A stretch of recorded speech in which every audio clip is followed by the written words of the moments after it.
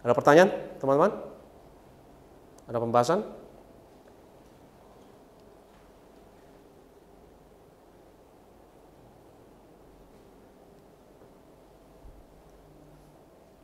Ya. Yang soal hak asasi, Pak. Yang tadi yang dimaksud hak asasi yang menyimpang itu seperti apa, Pak? Apa? Hak asasi apa? Hak asasi yang menyimpang. Menyimpang. Ya. Kalau kita terlalu mengedepankan hak-hak kita dan kita tidak dan mengabaikan kewajiban kita, itu menyimpang, apapun itu juga. Ya, apapun itu juga. Sekarang kan ya demonstrasi mengenai hak asasi kan lebih kepada ya kita berhak ekspresikan diri kita, ya kan? Kita berhak, apalagi anak-anak muda sekarang, ya. Itu bahaya menurut saya, generasi muda yang terlalu mengedepankan hak tapi nggak diingatkan mengenai ini kewajibannya, ya, itu berbahaya. Jadi hanya menuntut, ya. Mereka hanya mau enaknya aja, kira-kira gitulah. Gua berhak begini, gua berhak, tapi kewajibanmu mana? ya, masyarakat yang seperti itu bisa hancur, ya. Jadi kita sebagai anak Tuhan, apalagi konsep pikul salib itu adalah kita kedepankan kewajiban, ya kan? Ya, kita kenapa di Gunung Sinai Tuhan tidak berikan 10 hak manusia, tapi 10 kewajiban manusia, ya kan? 10 perintah Allah, ya. Jadi sebenarnya no problem untuk hak, no problem, nggak ada masalah dengan hak juga, karena menurut saya hak asasi manusia satu pencapaian yang luar biasa umat manusia, apalagi hak untuk hidup, hak untuk bebas dari rasa takut, hak untuk tidak dianiaya itu penting banget, ya. Itu buat kita jadi manusia yang jauh lebih beradab, ya. Tapi no problem with hak, ya. Tapi jangan kebablasan, ya. Jangan kita lebih mengedepankan apa yang kita bisa dapat, gitu ya, bukan apa yang bisa kita kasih jadinya, ya, atau yang kita bisa kontribusikan, ya. Sehingga bahasa hak asasi manusia kadang-kadang di telinga agama, di telinga orang agama jadi kayak negatif gitu. Apalagi seringnya diasosiasikan dengan hak homoseksual, ya kan, dan lain sebagainya, hak transgender dan lain sebagainya. Itu karena itu jadi di telinga gereja gitu ya, itu jadi ya, wah, hak asasi manusia sesat atau apa dan lain sebagainya. Tapi menurut saya itu jangan terlalu jauh seperti itu juga, ya. Karena hak asasi manusia seperti yang saya katakan itu pencapaian yang dahsyat, yang luar biasa, itu berkat bagi umat manusia. Ya, tanpa hak asasi manusia, ya kita bisa balik lagi ke zaman zaman apa istilahnya, bahala, ya, jahiliyah, ya, zaman. Karena kenapa hak asasi manusia muncul? Ya karena pembunuhan 6 juta orang Yahudi, Holocaust. Jadi umat manusia bisa jahat seperti itu. Ya kita bisa mampu berbuat jahat, dan itu yang buat kita sadar. Wah, kita kok bisa jahat seperti ini manusia. Ya akhirnya negara-negara berkumpul, PBB, Piagam Hak Asasi Manusia. Ya akhirnya itu pencapaian yang luar biasa.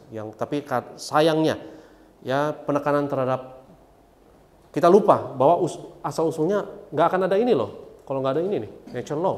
Dan kita lupa asal usulnya di sini. Ya, itu jadi kenapa penting kita baca literatur Duval. Ya, Natural Rights and Individual Sovereignty. Karena di dalam artikel ini dia jelasin asal muasalnya adalah natural laws. Ya, asal muasal dari natural rights itu adalah apa yang saya sebut sebagai kewajiban asasi manusia, ya, yaitu natural law. Ya, jadi jangan negatif kita terhadap HAM, jangan negatif, tapi juga jangan kita kebablasan juga, ya. Yang penting hak, yang penting, tapi kita lupa bahwa hak itu muncul setelah manusia sadar, ya, akan ada dari imago Dei, gambar dan rupa Allah, dan panggilan untuk jadi berkat, ya. Jadi ada hukum yang tidak tertulis, kira-kira hukum kodarti adalah atau natural law, kira-kira ada hukum yang tidak kelihatan yang sudah kodrati, ya, yang ada di setiap hati manusia, kira-kira begitulah. orang mau agama manapun, budaya apapun, suku apapun, seperti hukum Taurat itu tertulis dalam hati setiap orang. Kira-kira kayak gitulah. Dan orang pasti tahu kewajiban mereka masing-masing. Ya saya yakin semua suku apapun, agama manapun punya feeling kalau membunuh itu salah, betul nggak? Membunuh tanpa alasan ya atau dengan tidak adil itu salah. Ya, atau berzina itu salah dan lain sebagainya. Jadi ini itu adalah natural law. Oke, ya, silakan. Saya lupa kalimatnya siapa. Batasan daripada HAM, hak asasi saya adalah hak asasi orang lain. Jadi kalau saya sampai mengganggu hak asasi orang lain, maka itu sudah keluar batas HAM. Itu benar. Yang jadi concern saya adalah gini Pak. Kita mungkin di zaman dulu kekristenan teologi itu menjadi berkat bagi tatanan dunia. Misalnya kayak tadi kasih contoh dari teologi kita bisa menghapus perbudakan dengan konsep HAM. Tapi kalau kita lihat isu yang modern sekarang, tadi memang sempat Pak Aristo bahas tentang LGBT contohnya. Karena baru beberapa hari yang lalu saya nonton video apologetika jalanan gitu kan, teolog ngobrol. Lalu ada satu pertanyaan yang saya juga kepikiran juga. Saya bukan berarti menyetujui LGBT, tapi mereka bilang begini, kalau misalnya seseorang melakukan LGBT, dia tidak merugikan siapapun sebenarnya. Tidak ada, kalau dalam konteks ini tidak ada natural law yang disalahi juga sama dia. Justru orang-orang LGBT itu merasa dituding sama orang Kristen yang menggunakan dasar Alkitab bahwa LGBT itu salah. Nah, concern saya ke depannya, saya khawatir kekristenan itu malah akan menjadi, kalau yang dulu membawa dunia makin maju, justru nanti ke depannya dengan isu-isu kayak begini, kekristenan makin dimusuhin. Ya, kalau menurut saya kita sebagai anak Tuhan, ya perintah Tuhan Yesus kan beritakan Injil. Beritakan Injil kepada seluruh makhluk. Kalau menurut saya sih fokus kita beritakan Injil tersebut. Dan Injil akan punya kuasa untuk mengubah manusia. Saya sih udah di situ aja, udah. Ya, jadi tugas kita bukan ya karena orang Farisi dan ahli Taurat kan merasa dirinya paling suci ya dan menghakimi orang lain ya. Karena dunia udah tahu apa yang salah itu salah, mereka tahu. Ya, apa yang menyalahi kodrat orang juga tahu. Tapi menurut saya tugas kita bukan untuk menyalahkan mereka atau menghina mereka, merendahkan mereka. Tapi tugas kita beritakan Injil.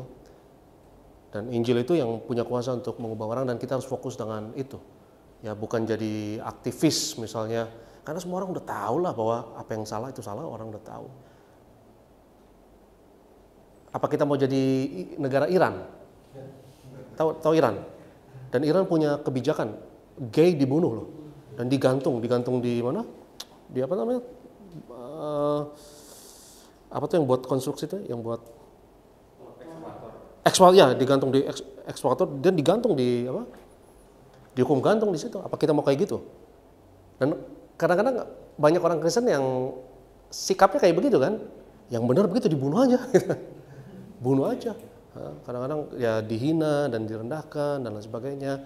Tapi saya percaya kasih Kristus akan jangkau lah ya. Kita harus menjangkau manusia dengan ya bukan mencari kesalahan tapi justru beritakan Injil dan Injil akan punya kuasa untuk mengubah manusia. Tapi lagi-lagi ya Iran adalah salah satu contoh ya bahwa konsep teologi akan menentukan pilihan tatanan politik seseorang, benar nggak? Ya kan? Dan di Iran dibunuh itu, nggak ada ampun itu. Tapi bisa nggak dihapus dengan itu? Nggak bisa. Tetap ada nggak yang kayak gitu-gitu? Ada, tapi malah lebih parah, malah pakai jubah yang jubahnya makin bahaya justru. Tapi mereka jangan salah juga, banyak yang begitu pakai jubah agama, benar nggak? Dalam kekristenan juga banyak itu nggak?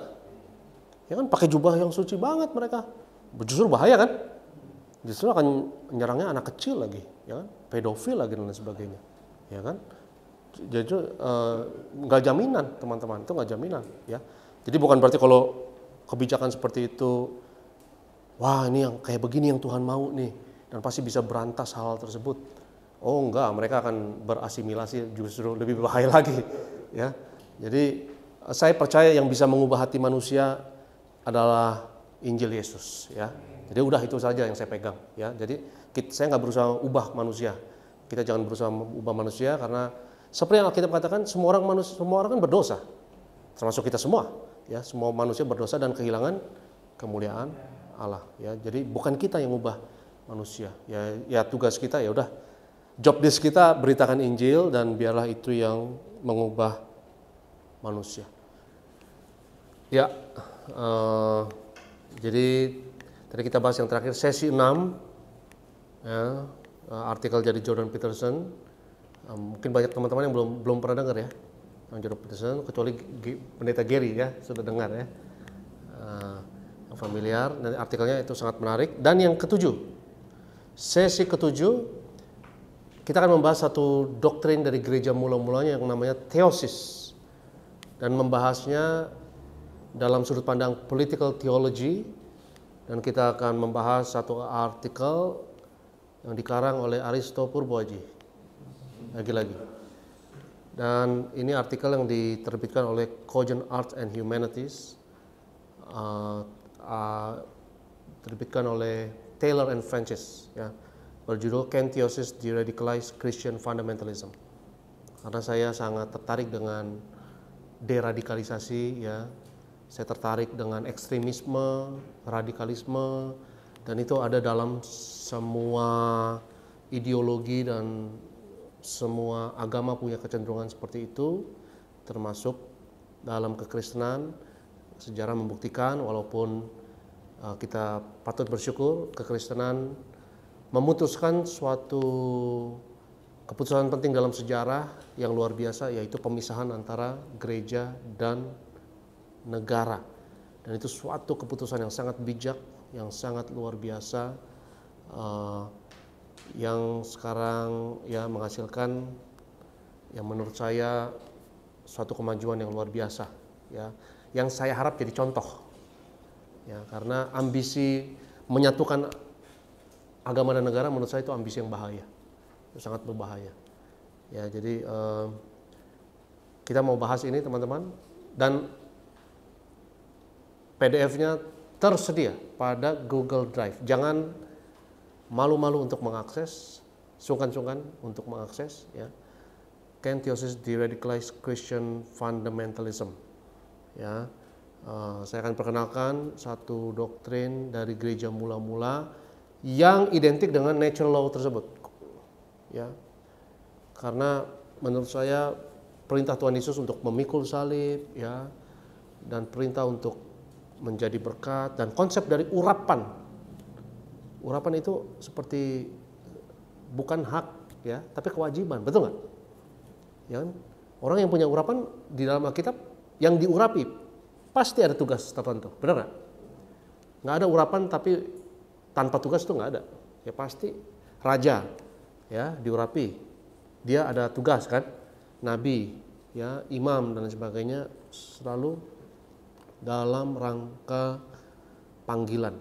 Nah, apa doktrin theosis itu nanti kita akan pelajari dalam pertemuan yang ketujuh, ya. Dan sesi 8, sesi terakhir, kita akan mempelajari lagi-lagi theosis, doktrin theosis, dan akan membahas satu artikel dari Aristo juga nih, Aristotle Papanicolaou, ya. Aristo juga. Aristotle Papanicolaou, profesor dari Fordham University, ya. Dia nulis buku Mystical as Political, ya. Kita pelajari lagi-lagi doktrin theosis, teman-teman, ya. Jadi kita sudah bahas tentang definisi dari political theology. Definisinya jelas, ya.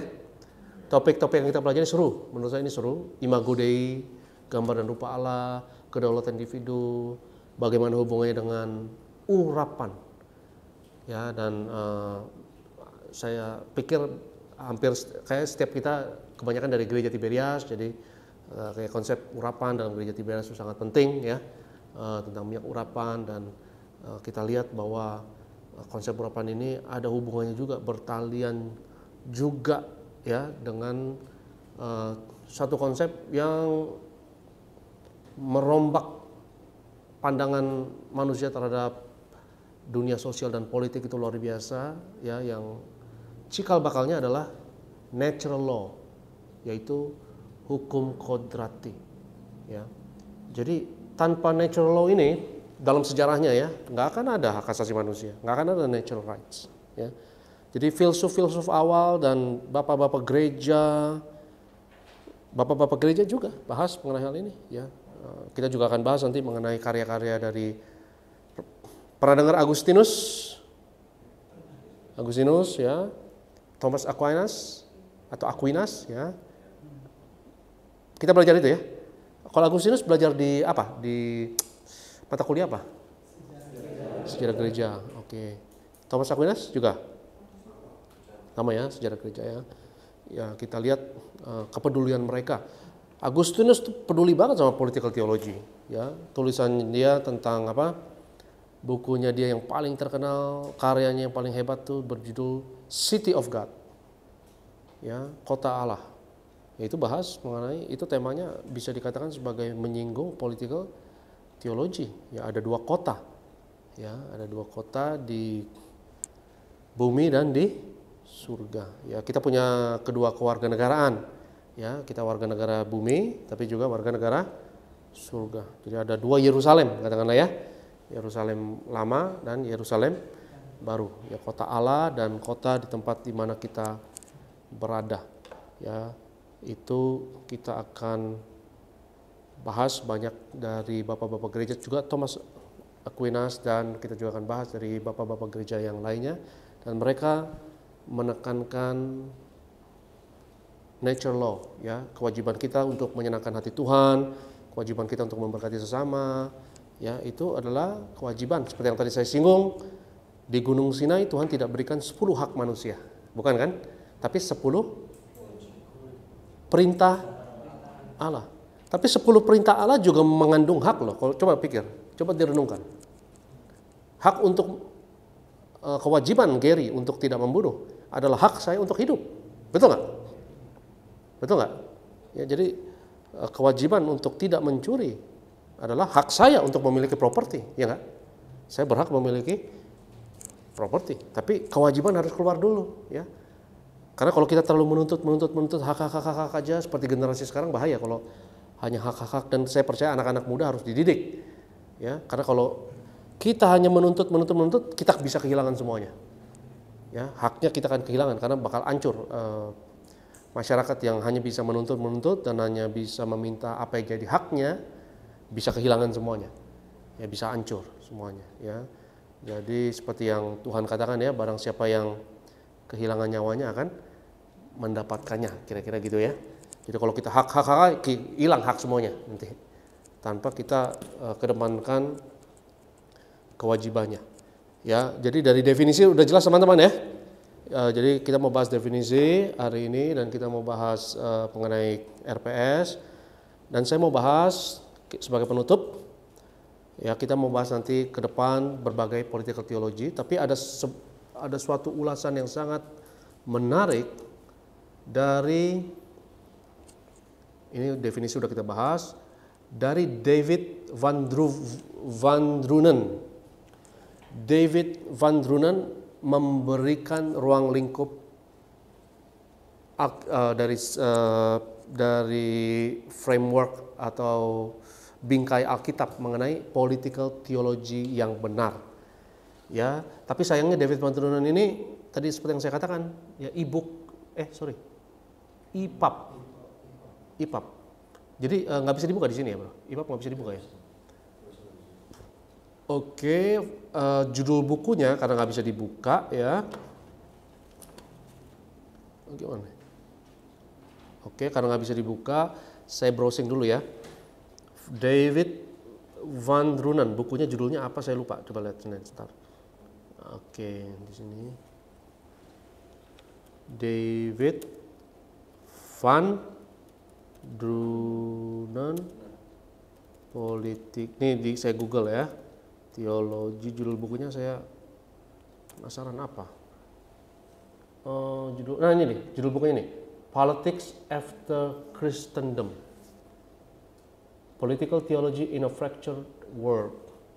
Ini salah satu buku yang sangat direkomendasikan, sangat bagus, terbitan Zondervan, dan lumayan baru nih buku, 2020 ya. Dan buku ini banyak jadi referensi mengenai political theology. Bukunya tersedia di Google Drive, tapi seperti yang tadi saya katakan ya, sayangnya dalam bentuk EPUB ya. Nah, dalam bukunya ini David Van Drunen ini orang ini ya. Focus on natural law, perhatikan nih, ini di Wikipedia nih.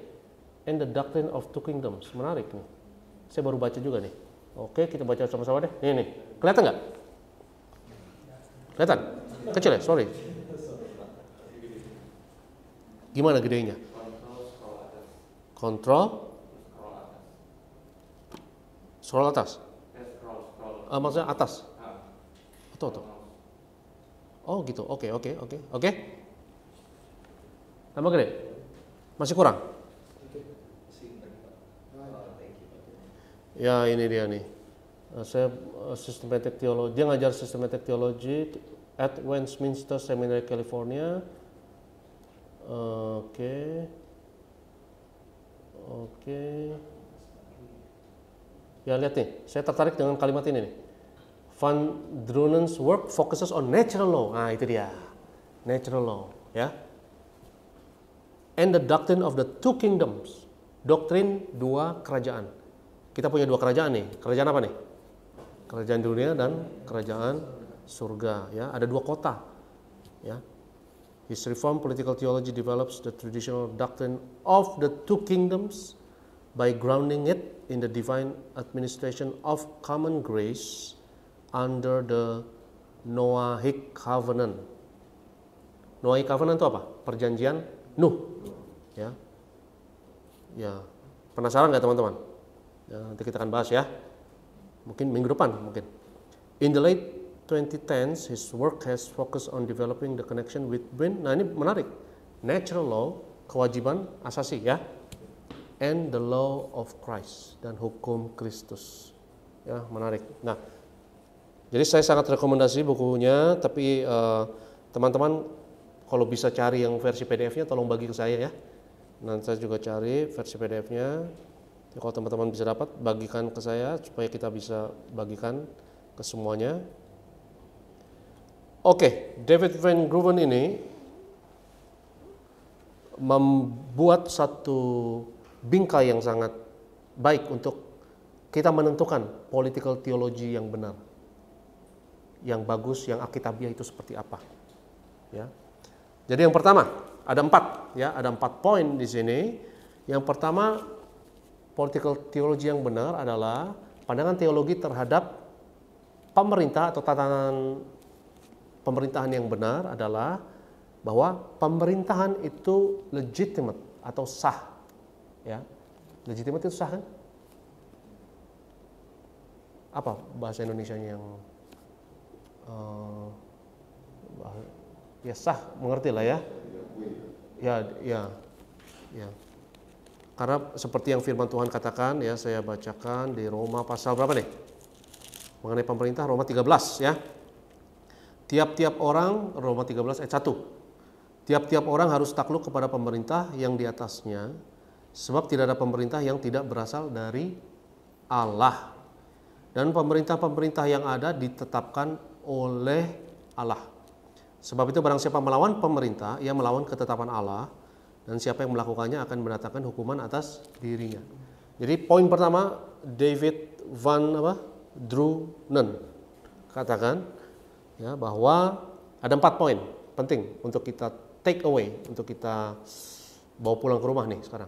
Ya, bagaimana political theology itu yang alkitabiah? Yang pertama, harus kita memandang bahwa pemerintahan sipil ya, maupun sebenarnya militer juga nggak apa-apa lah. Pokoknya pemerintahan lah, tapi dia tulisnya sebagai civil government ya. Civil government is legitimate. Itu sah ya di mata Tuhan, itu sah dan harus dihormati oleh kita umat Tuhan. Ya. Seperti Tuhan Yesus pernah katakan, berikanlah apa yang menjadi milik Tuhan. Terus? Berikanlah apa yang menjadi milik Kaisar. Ya, berarti ya itu ada dua dua kerajaan. Ya, oke. Ada pertanyaan? Civil government is legitimate.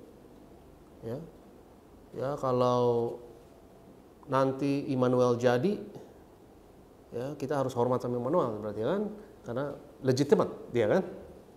Ya, jadi dilalui dengan proses demokrasi yang sah. Ya, kalau dia jadi doakan aja supaya menang, gitu kan? Jadi Immanuel lagi sedang mengumpulkan KTP agar legitimate, ya, supaya sah. Ya. Jadi civil government is legitimate, sah. Ya. Tapi ada poin keduanya nih. Poin keduanya adalah civil government is provisional. Provisional artinya apa? Coba di Google deh. Apa artinya provisional? Diterjemahkan. Apa arti dari provisional? Sementara. Iya, itu dia. Ya, jadi poin pertama, oke, keren, sah. Tapi jangan kebablasan juga. Ya, jangan kita memandang pemerintahan manapun harus kekal selama-lamanya. Karena di dalam Alkitab pemerintahan yang kekal selama-lamanya hanya pemerintahan anaknya, betul? Ya, kerajaan Tuhan, ya, kerajaan Allah yang kekal. Jadi pemerintahan dunia walaupun dia sah, walaupun dia legitimate, tapi tidak boleh kita ngotot ya bahwa dia akan menjadi institusi yang harus hidup selama-lamanya. Karena pemerintahan dunia ini dari sudut pandang teologi Alkitab itu semuanya sementara. Betul nggak? Contohnya apa? Pemerintahan yang sementara. Pemerintahan masa kejayaan Mesir sementara. Ya. Contohnya apa lagi? Di dalam Alkitab Babilonia. Ya, apalagi ya, berganti lagi akhirnya kerajaannya kan? Dari Babel ganti ke Media Persia. Siapa yang jawab itu? Oh, bro. Oke, terus habis itu? Ganti lagi ya. Ganti ke Yunani, ganti ke Romawi ya pas zaman Yesus. Ya, jadi kita lihat pemerintahan dunia yang sementara ya karena manusia kan sementara juga, ya enggak? Semua manusia hidup hanya sementara. Ya, contohnya di dalam Ibrani 11 dikatakan para saksi-saksi iman, orang-orang kudus perjanjian lama yang mereka menantikan satu tempat kediaman yang lain yang bukan dari dunia ini, ya. Dan kita semua anak-anak Tuhan harus memandang diri kita sebagai pendatang. Betul nggak? Bukan orang asli ya. Kita di sini warga negara kita yang asli adalah warga negara surga. Ya, kita menantikan kota yang kekal yaitu Yerusalem baru. Jadi poin pertama dan kedua ini sepertinya saling menyeimbangkan. Betul nggak teman-teman? Ya, betul ya. Jadi yang satu ya sah, tapi jangan pikir dia akan selama-lamanya. Karena kerajaan di dunia ini tidak ada yang kekal. Jadi saya pikir ini satu bingkai pemikiran yang sangat menarik yang diberikan oleh David Van Drunen ini. Ya, mengenai 4 poin ini kita harus ingat. Karena nanti kita akan belajar mengenai berbagai political theology, berbagai pandangan mengenai tatanan dan sistem pemerintahan yang dianggap alkitabiah. Ya, dan bagaimana untuk mengukurnya? Ini alkitabiah atau tidak? David Van Drunen kasih satu bingkai, 4 poin bingkai ini yang sangat berguna menurut saya. Ya, yang pertama, pemerintahan itu sah atau legitimate. Pemerintahan itu walaupun dia legitimate, tapi yang kedua adalah sementara, ya. Dia tidak hidup selama-lamanya dan tidak ada selama-lamanya. Dan pemerintahan dunia dari sejarah ke sejarah, ya kita lihat akan silih berganti. Yang ketiga, civil government is common. Apa maksudnya? Ayo. Apa maksudnya? Iya, betul. Betul. Tapi apa maksudnya umum? Apa maksudnya? Poin yang ketiga ini juga menyeimbangkan poin yang pertama kalau kita pikir-pikir, ya. Ya, pemerintahan yang ada di dunia sah, tapi civil government itu common. Common itu maksudnya kita nggak boleh lihat sebagai sesuatu hal yang sakral dan suci banget begitu. Ya, common umum maksudnya bukan sesuatu yang unik atau sesuatu yang suci, ya. Jadi kalau dalam bahasa Inggris lawannya holy itu common. Karena common umum maksudnya biasa gitu, ya. Umum artinya apa? Biasa, betul nggak? Ya.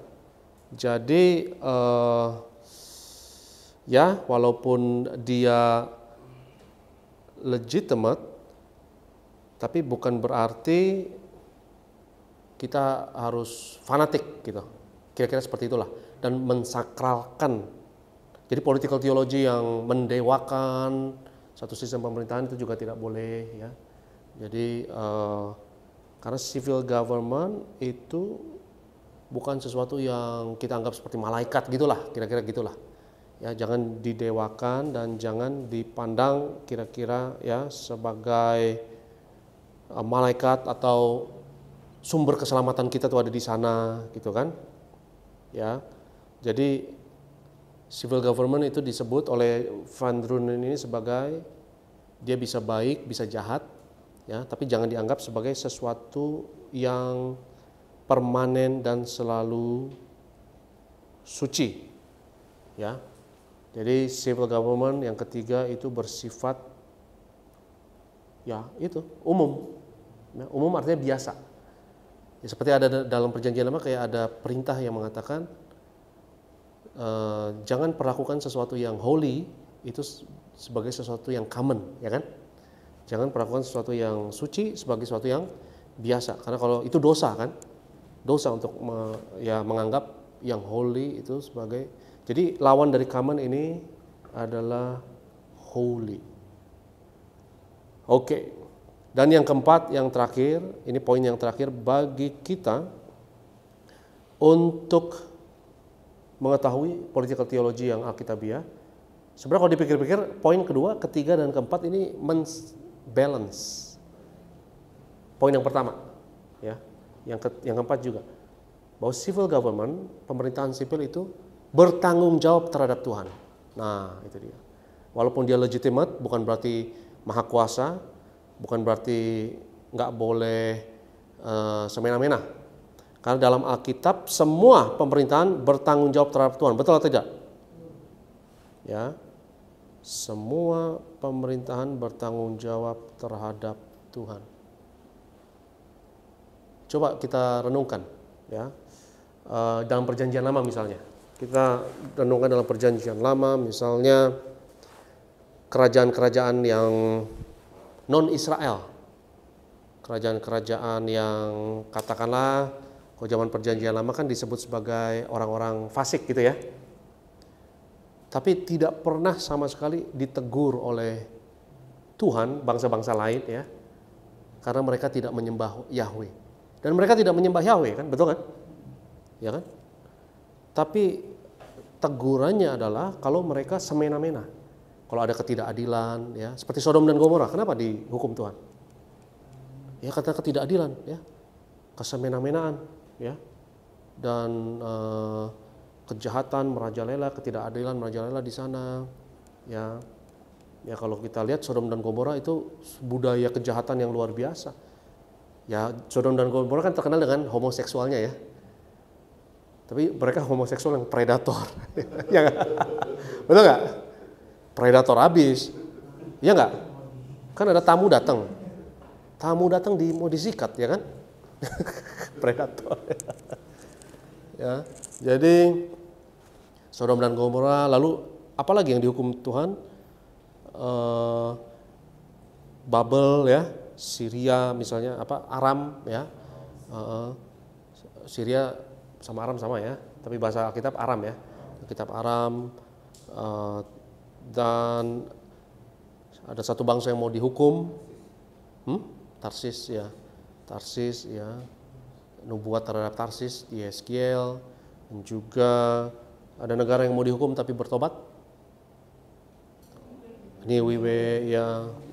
Jadi kalau kita perhatikan ya, kalau mereka semena-mena tidak adil, mereka bertanggung jawab terhadap Tuhan. Ya walaupun mereka sah, tapi mereka harus punya akuntabilitas, kira-kira begitu kan?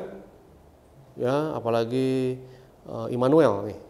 Dia sah, kalau sah dia tetap harus bertanggung jawab terhadap rakyat dan Tuhan. Benar nggak? Betul nggak Immanuel? Ya. Jadi banyak contoh di dalam Alkitab ya, bagaimana negara, pemerintahan, bagaimana penguasa ya dihukum oleh Yang Maha Kuasa ya, karena mereka berlaku semena-mena ya. Dan lagi-lagi ini membuat kita lagi-lagi jadi membahas ini natural law. Kita akan bahas banyak Imago Dei. Imago Dei apa artinya tadi? Gambar dan rupa Allah ya. Imago Dei nanti kita akan bahas. Kita akan bahas natural law, kita akan bahas natural rights. Dan kalau udah tahu itu nggak perlu tahu lagi HAM, karena itu mbahnya HAM ya. Natural rights itu mbahnya HAM ya, dan mbahnya natural rights itu natural law ya. Nanti makanya betapa penting literatur atau artikel dari Duffel, karena menjelaskan kepada kita di situ bahwa yang penting sebenarnya bukan hak asal muasalnya, diskusi dalam ruang lingkup kekristenan itu adalah natural law, dan dari situ baru timbul kesadaran akan hak ya. Oke, dan jadi yang terakhir adalah civil government itu harus akuntabel ya. Seperti tadi yang saya katakan teman-teman ya, kita akan nanti banyak membahas mengenai konsep-konsep political theology dalam misalnya gereja mula-mula, dalam karya-karyanya Agustinus, gereja abad pertengahan, gereja Roma Katolik ya, kita akan bahas. Dan kita akan membahas juga nanti konsep mengenai seperti yang spesialisasinya ini Van Drunen ya, dia tertarik dengan, dia spesialisasinya ada two kingdom, konsep dua kerajaan ya, bahwa ada kerajaan di bumi dan di surga ya. Kita punya kedua kewarga negaraan ini, dan konsep dua kerajaan ini dibahas oleh Martin Luther ya. Martin Luther juga ya akan banyak membahas tentang political theology juga, Martin Luther, dan Calvin juga ya. Kenapa? Ini juga ya. Zwingli ya. Zwingli ya. Itu reform ya. Jadi ini dikenal dengan reform two kingdoms ya. Dan ini akan sangat menarik. Jadi ya kira-kira 4 poin ini menurut saya menarik teman-teman ya. 4 poin ini menarik karena banyak orang Kristen yang punya pahamnya disebut dengan istilah dalam teologi transformational. Transformational. Kita harus seperti tadi Pak Colbert singgung ya, kita harus bawa dampak ya terhadap tatanan politik anak-anak Tuhan, transformational. Tapi ada juga yang punya paham theonomis. Apa theonomis? Itu kayak teokrasi ya. Theonomis itu bahwa kita harus ambil alih negara gitu. Kekristenan harus ambil negara. Dan negara yang benar adalah negara Kristen seperti kita kira-kira seperti zaman Israel Perjanjian Lama tapi versi Kristennya gitulah. Ya. Jadi ada, kalau Pak Colbert pasti menganutnya transformasional ya, bahwa kita harus jadi berkat. Tapi ada nggak di sini yang setuju theonomis? atau teokrasi. Ini kayak khilafah tapi versi Kristen gitu. Ada yang setuju gitu nggak? Wah, kita harus buat Kristen semuanya, ya, warga negaranya warga negara Kristen semua, ya, harus paksa Kristen semua. Itu gimana? Hah? Ya, ya. Nggak cocok. Cocok nggak sama kasih Kristus? Cocok nggak kayak gitu? Ya, ya, karena Yesus kan bilang kerajaanku bukan di dunia, dan Tuhan Yesus juga disuruh jadi raja nggak mau kan?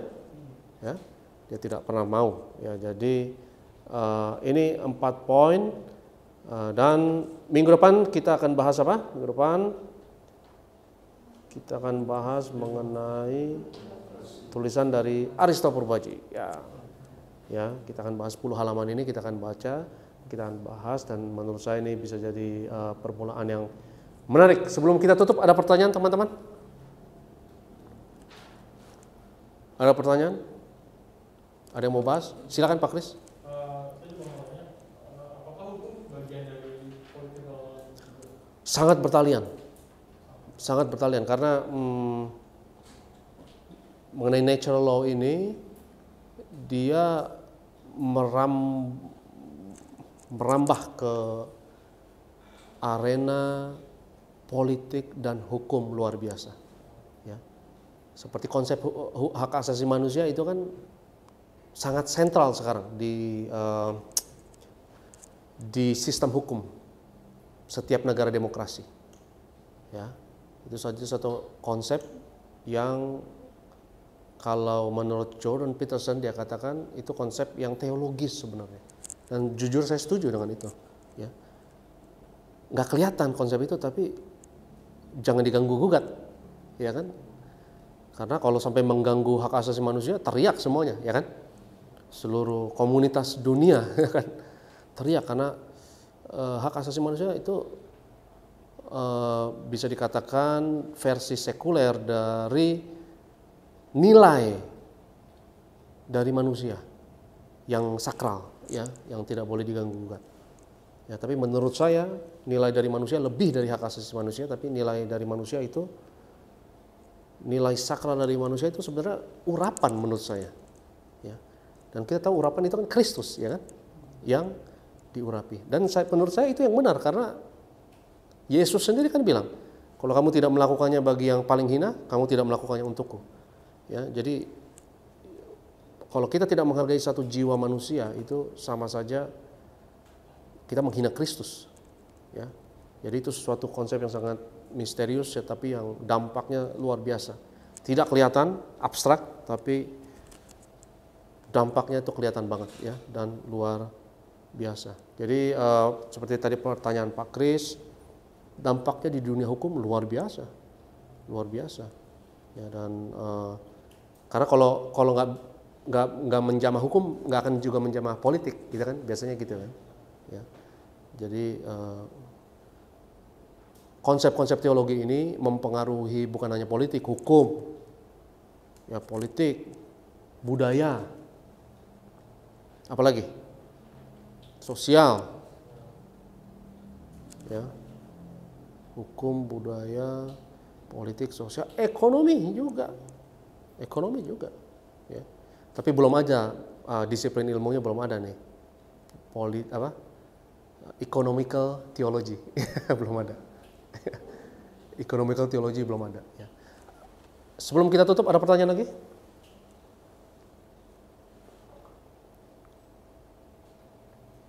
Pak Colbert? Cukup? Pendeta Elvis, ada masukan mengenai sakramen-sakramen?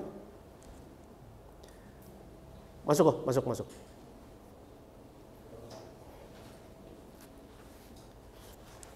Ada masukan Pak Elvis? Mengenai sakramen mungkin? Dan hubungannya dengan political theology? Nggak ada masukan. Ada lagi teman-teman mau bahas lagi sebelum kita tutup? Udah? Cukup? Oke, kita ketemu minggu depan, dan minggu depan kita akan bahas tulisan saya di Harvest, ya, berjudul Pemimpin Kristen dan Politik. Ya, kita akan bahas minggu depan mengenai satu sistem pemerintahan yang bernama demokrasi, ya. Dan kita akan bahas ulasan mengenai hal tersebut dari sudut pandang saya, ya. Dan kita akan membahasnya dan kita boleh berdebat, ya. Berdebat, silakan berdebat. Siapa tahu ada yang setuju di sini teonomi, ya. Siapa tahu ada yang, aduh kita harus negara Kristen, ya. Kita harus jadi khilafah versi Kristen, gitu kan? Jadi namanya istilahnya apa tadi? Teonomi. Ya, itu teokrasi tapi versi Kristen, gitu kan. Dan ada beberapa teolog, pemikir, hamba-hamba Tuhan yang berpikir begitu, ya. Dan menurut saya itu bahaya, itu bisa violent itu kalau dikasih kesempatan berkuasa kan, itu radikal, ya.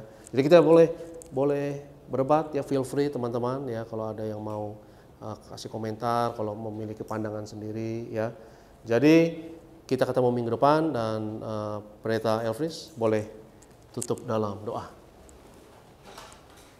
Mari kita berdoa. Tuhan Yesus, terima kasih buat malam yang indah ini. Kami sudah belajar political teologi dan kami bersyukur Tuhan untuk kesempatan yang indah ini. Biar setiap materi, setiap pembahasan yang telah kami terima boleh menjadi pegangan, pedoman bagi pelayanan kami, bahkan bagi kehidupan kami sehari-hari. Sebentar kami akan berpisah. Tuhan jaga, Tuhan lindungi kami semua. Dimanapun kami melangkah berada, tidak jatuh, tidak celaka. Kami tolak maut, setan-setan, kuasa gelap kami patahkan dalam nama Tuhan Yesus. Tidak berkuasa atas setiap kami. Berkati hamba-Mu Pendeta Aristo Pariaji sudah menyampaikan materi kuliah malam ini. Urapi, tambah-tambahkan hikmat, marifat, bahkan urapan kuasa dari surga bersama istri anak-anak diberkati Tuhan. Juga Arbo Pariaji yang hadir pada malam hari ini diberkati Tuhan. Kami berdoa juga untuk Ibu Gembala, Ibu Pendeta dari Neti Pariaji, Tuhan beri kesehatan, umur panjang, ekstra kuasa, ekstra mujizat, terus singkapkan rahasia kerajaan surga untuk mempersiapkan jemaat Tiberias mempelai yang siap pesta di surga. Terima kasih Bapak, kami bersyukur di dalam nama Bapa, Putra dan Roh Kudus, dalam nama Tuhan Yesus kami berdoa, kami mengucap syukur. Haleluya, amin. Amin.